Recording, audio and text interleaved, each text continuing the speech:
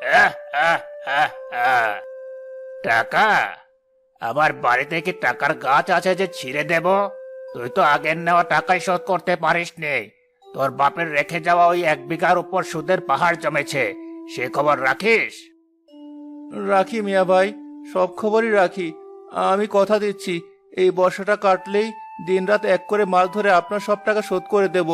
এবারের মতো দয়া করুন। দয়া? মজিদ, এই দুনিয়ায় দয়া মায়া করে কেউ বড়লোক হতে পারে না। আমি ব্যবসা করি, ধর্মশালা চালাই না।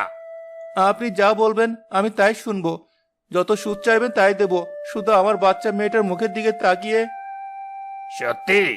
আমি যা বলবো তাই শুনবি? হ্যাঁ মিয়া ভাই, সত্যি।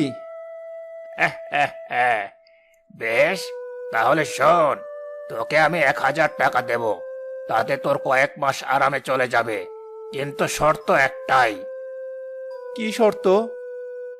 তোর বাপের যে 1 বিঘা জমি আমার কাছে বন্ধক আছে, ওটা কালকের মধ্যে আমার নামে পাকাপাকি ভাবে লিখে দিতে হবে।